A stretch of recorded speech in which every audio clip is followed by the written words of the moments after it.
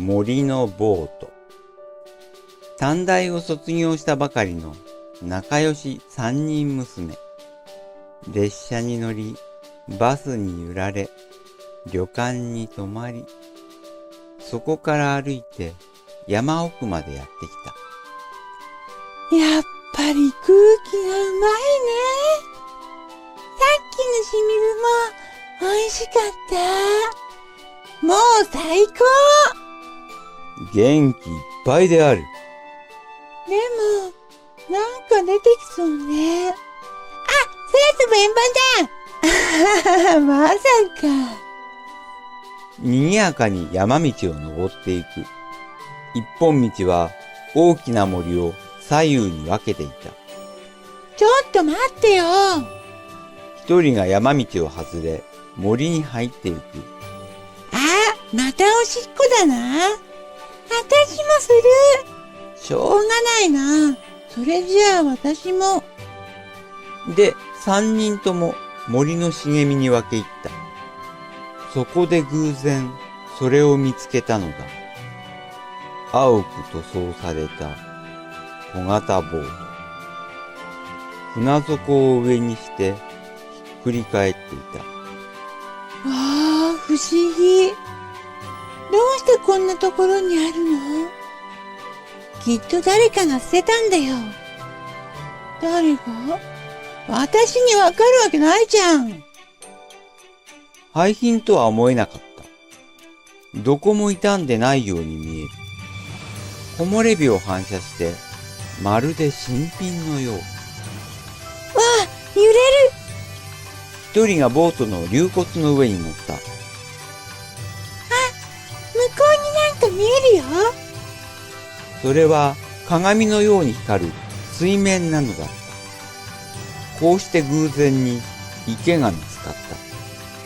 森の中にしてはちょっとした池である。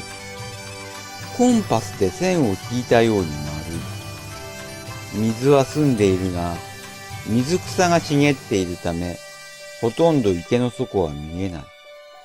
深いところはかなり深そうだ。わあ、素敵。伝説の池みたい。なかなか神秘的じゃないの。三人娘は大喜び。あのボート、浮かべてみようよ。誰も反対しない。距離はあったが、三人は苦労して、なんとかボートを池まで運んでしまう。きっと、森の空気がそうさせたのだろう。早速池にボートを浮かべてみる。大丈夫みたいだ。水漏れの心配はなさそうである。ただし、一人しか乗れそうもない。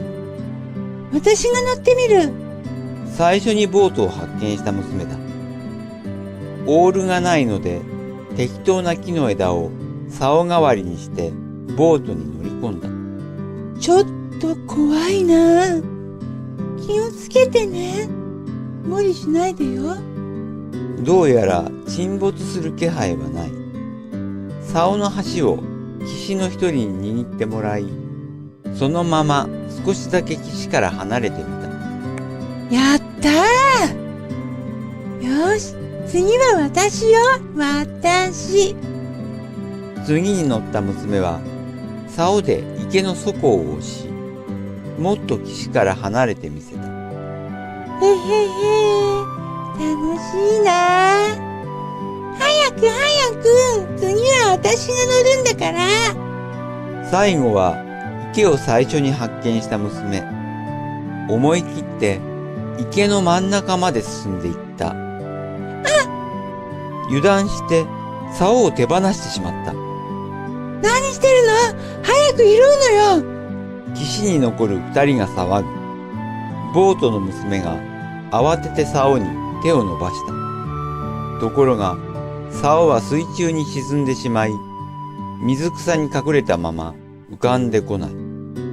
突然、池の真ん中でボートが回り始めた。ボートの上で一緒に娘も回る。池の水は渦巻いて、水面の中央がへこみ、みるみる巨大なすり鉢の形になった。助けて娘を乗せたボートは渦に巻き込まれ、娘の悲鳴と一緒にあっという間にすり鉢の底に沈んでしまった。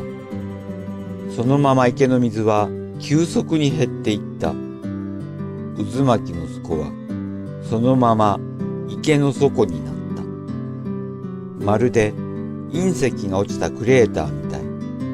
その真ん中に穴が開いていた。池の水は全部娘とボートもろともこの穴から流れ落ちてしまったらしい。それっきりである。置き去りにされた二人の娘はほとんど半狂乱になって麓にたどり着き、地元の駐在を連れて森に戻ってきた。けれどもあの池は見つからなかった。いくら探してもありふれた森でしかない。ただしボートが置いてあった跡だけは地面の上にしっかりと残っていた。でもそれだけ。どうしようもない。あの消えた娘は今でも行方不明のままである。